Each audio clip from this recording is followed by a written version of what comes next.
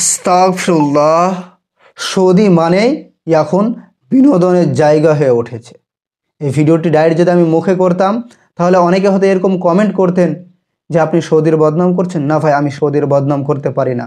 সেখানকার প্রত্যেকটা মাটি পবিত্র, পানি পবিত্র, সেখানে আমাদের প্রিয় নবী মুহাম্মদ সাল্লাল্লাহু আলাইহি ওয়াসাল্লাম শুয়ে আছে। সেখানকার বদনাম আমি করতে পারি না। কিন্তু সেখানে দেখুন, সেখানে কিছু মানুষ এরকম ড্রেস পোশাক পরে ঘুরছে। সেখানে আজ কি চলছে তাদেরকে নিয়ে আফসোস। কিয়ামত নিকটে। তারা নবীর দেশে থেকে নবীকে চিনতে পারেনি। নাউযুবিল্লাহ মিন যালিক। ভিডিওটি দেখুন, তারপর কি হচ্ছে আপনাদের মতামতটি অবশ্যই ক্লিয়ারলি জানাবেন। শুধু যে তাদের ড্রেস পোশাক পরিবর্তন হয়েছে সেটা না, তারা একদম ইসলাম থেকে বেরিয়ে গেছে। বিভিন্ন দেশ থেকে অসহায় গরিব মজদুর ভাইরা সেই দেশে কাজ করতে যায়, তাদের সঙ্গে সেখানে ভালো ব্যবহার করা হয় না, তাদের সঙ্গে সঠিক আচরণ করা হয় না, তাদেরকে সঠিক বেতন দেওয়া হয় না। যেই বেতন দেব বলে নিয়ে যাওয়া হয় সেই বেতন দেওয়া হয় না।